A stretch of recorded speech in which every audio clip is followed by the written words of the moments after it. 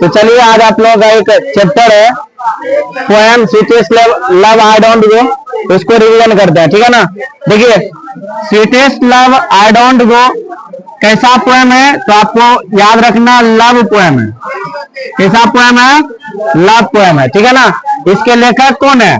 John done, ठीक है। John done बोलिए, जॉन डोनी बोलिए, ठीक है ना। ये है, और इनका जन्म कितना ईस्वी हुआ था? 1572 में। याद रखिएगा कितना ईस्वी हुआ था? 1572 में। मृत्यु जो है 1631 ईस्वी में हुआ था, ठीक है ना। और देखिए आपको ऑब्जेक्टिव पूछेगा इसका जन्म कहाँ हुआ था? लंदन। कहाँ हुआ था? और आप सभी को मालूम है लंदन कहाँ पर है? इंग्लैंड। दो वो इसका नाम पूछता है, इंग्लैंड के या ब्रिटिश के? ब्रिटेन, ठीक है, याद रखिएगा, ठीक है। जॉन डोन आपको पूछेगा कैसे कवि थे, तो मेटाफिजिकल। कैसे कवि थे? मेटाफिजिकल। और एक ऑब्जेक्टिव आपको याद रखना है, इसका जो जन्म हुआ था कैसे फैमिली में हुआ था? रोमन कैथोलिक फैमिली, यानी इसका जो रिलीजन था रिलीजन क्या था? Roman Catholic. कौन सा रिलीजन था? रिलीजन में था क्या था? धर्म। रोमन कैथोलिक फैमिली में इसका जन्म हुआ था। और किस देश में जन्म हुआ था? ब्रिटेन या कहिए इंग्लैंड, और इंग्लैंड के लंदन में जन्म हुआ था, ठीक है ना। देखिए ये जब पढ़ाई कर रहे थे तो इसके देश में जो है ना, इसके धर्म के विरुद्ध का माहौल बन गया। यानी कैसा माहौल बन गया? एंटी कैथोलिक माहौल बन गया। कैसा माहौल बन गया? एंटी कैथोलिक, जिसके वजह से इसको ऑक्सफोर्ड यूनिवर्सिटी छोड़ना पड़ गया था, ठीक है। कहेगा एंटी कैथोलिक माहौल बनने की वजह से कौन सा ऑक्सफोर्ड मतलब कौन सा यूनिवर्सिटी इन्होंने छोड़ दिया था? Oxford university. कहेगा किस कारण से? तो रिलीजियन की वजह से छोड़ा था। किसके वजह से? रिलीजियन। क्योंकि इसका जो धर्म था, रिलीजन था, कैथोलिक था, रोमन कैथोलिक था, लेकिन कैथोलिक के विरुद्ध वहां पर माहौल बन गया था, जिसके वजह से इनको ऑक्सफोर्ड यूनिवर्सिटी छोड़ना पड़ गया था। तो किसके वजह से छोड़ना पड़ गया था? रिलीजन की वजह से, ठीक है ना। अब देखिए जब इसका जीवन चर्या आगे बढ़ा तो 1615 ईस्वी में जब इनका उम्र 42 वर्ष हुआ तो उन्होंने ऑर्डिनेशन का काम किया, पादरी का काम किया। किस चर्च में? Anglican church. आपको याद रखना कौन सा? एंग्लिकन चर्च में किसका काम किया था? ऑर्डिनेशन का काम किया था, ठीक है ना। यह जो कविता लिखे करते थे कैसा कविता लिखा करते थे? याद रखिएगा, सॉन्ग्स एंड सोनेट हो गया, सेटार्स एंड एलिजीज हो गया, और सरमन्स हो गया। आपका जो भी पोएम है ये कैसा पोएम है? लव पोएम है, ठीक है ना। इसमें जो है उसके प्रेमिका के बारे में बताया गया है, ठीक है ना। ये जॉन डोन जो है इसके प्रेमिका के बारे में बताया गया, ठीक है ना। प्रेमिका का अंग्रेजी क्या होता है? बिलव्ड, ठीक है। या ऑब्जेक्टिव रखिए वाइफ, ठीक है। आपको कहेगा इस कविता में किसके बारे में बात किया गया? वाइफ। उसके बिलव्ड या वाइफ के बारे में बात करें। तुम लोग क्या दांत निकाल दिए थे मतलब, तो किसके बारे में बात किया गया? बिलव्ड के बारे में या वाइफ के बारे में, ठीक है ना।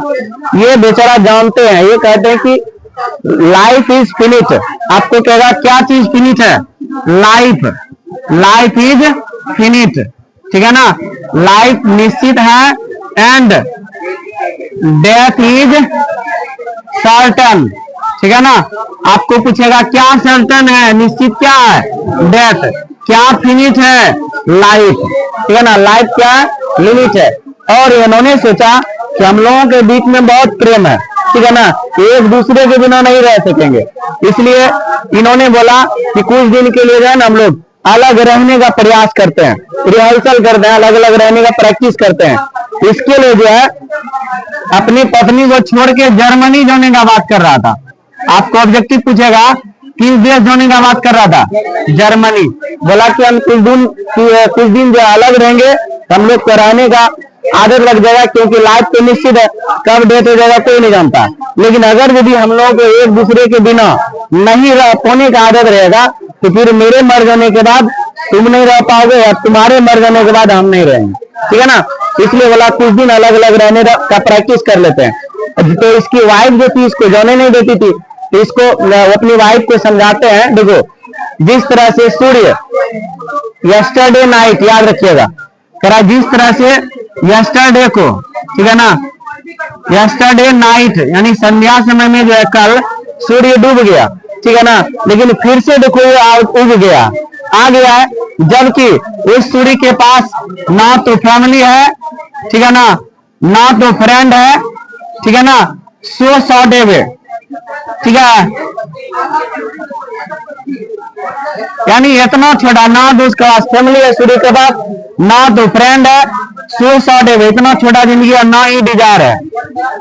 उसके बाद भी अगर वह रात में जाएगा, सवेरे आ जाता है, तो मेरे पास तो एक अच्छा सा फैमिली है, हम और जल्दी आएंगे। तो कहेगा स्वीटेस्ट लव आई डोंट वे में कवि ने अपनी फीलिंग का तुलना किससे किया?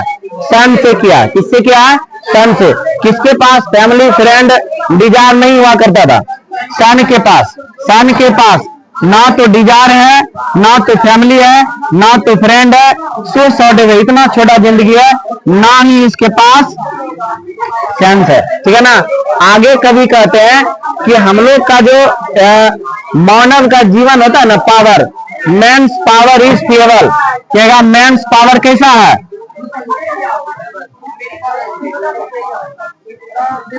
ये आपको ऑब्जेक्टिव याद रखना है, ठीक है ना। मेंस पावर कैसा है?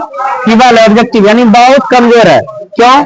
Because they can't recall his spend time, मतलब बीते हुए समय को वह ना तो वापस ला सकता है, और ना ही जो खुशी वाला समय है उसमें 1 घंटा आप जोड़ ही सकते हैं। मान लीजिए किसी का बर्थडे हो रहा है, अगर आप सोचिएगा कि भगवान 1 घंटा बढ़ा दीजिए, आज मौसम ठीक है, लेकिन ऐसा होने वाला नहीं है, ठीक है ना तो बीते हुए समय को आप वापस ला सकते हैं, ना तो खुशियों वाले समय में 1 घंटा जोड़ सकते हैं। इसलिए कहा जाता है मेंस पावर, मानव का पावर कैसा होता है? केवल होता है। किसको छोड़ के जाने का बात कर रहा है? वाइफ, या वाइफ कहिएगा, बिलव्ड कहिएगा, 2 ऑप्शन आपको याद रखना, ठीक है ना। देखिए इस चैप्टर का वर्ड पहचानने का एक ही ऑप्शन है। अगर वर्ड आपको टेढ़ा मेढ़ा लगे, कुछ उसमें गलत लगे, एक्स्ट्रा वर्ड जुड़ा हुआ रहे, समझ लीजिएगा स्वीटेस्ट लव का, स्वीटेस्ट लव आई डोंट होगा। जैसे मान लीजिए गो मना जाना आता है ना, लेकिन इस कविता में आपको जी वही ऐसे रहेगा, ठीक है ना। सन मना सूरज, एस होता है ना, लेकिन आपको इसमें एस यू डबल यानी सनी, इस टाइप का रहेगा, ठीक है ना। तो कहेगा मेंस पावर कैसा है? फेबल है। किसके पास डिजायर नहीं है? सन के पास, ठीक है ना। और किससे जल्दी वापस लौटने का वादा कर रहे हैं? अपनी बिलव्ड से, अपनी वाइफ से, ठीक है। तो आप लोग ऑब्जेक्टिव जाके देखिएगा, आप लोग का 100% ये क्लियर हो जाएगा, ठीक है ना। तो मिलते हैं नेक्स्ट वीडियो में।